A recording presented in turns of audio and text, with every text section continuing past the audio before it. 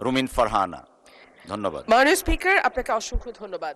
মাননীয় স্পিকার, কাদম্বরী মরিয়া প্রমাণ করিল যে কাদম্বরী মরে নাই।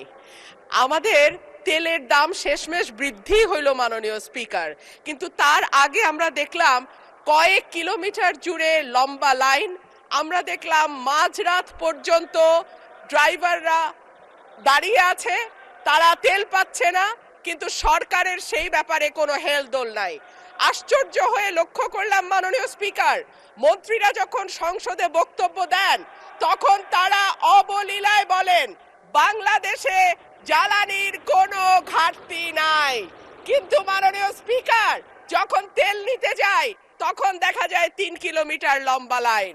মাননীয় স্পিকার, সরকার সম্ভবত কিছু পদক্ষেপ গ্রহণ করবার ঘোষণা দিয়েছে।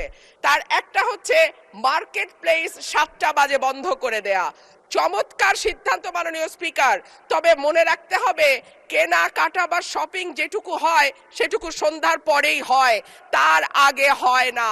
2 হইল অফিস আদালতের সময় বলে পরিবর্তন করবে।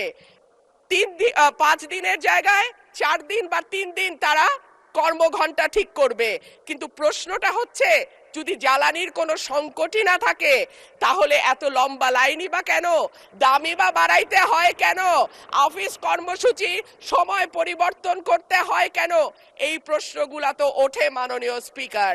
মাননীয় স্পিকার, আপনার মাধ্যমে এই সংসদের কাছে আমি জানতে চাই, জ্বালানি মন্ত্রীরা যখন গণমাধ্যমে কথা বলেন তখন মনে হয় বাংলাদেশে আল্লাহর রহমতে কোনো সংকট নাই। ওনারা যদি পরিষ্কার করে বলেন বাংলাদেশে বর্তমানে কত দিনের অকটেন ডিজেলের মজুদ আছে, কতদিন চলতে পারবে, পাম্পগুলো কেন পর্যাপ্ত পরিমাণ তেল পায় না, তেলের মজুদদারি। ধন্যবাদ মাননীয় সদস্য। মাননীয় চিফ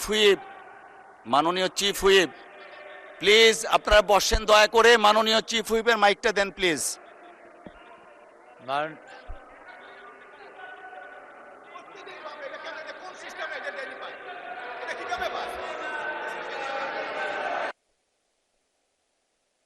মাননীয় সদস্যবৃন্দ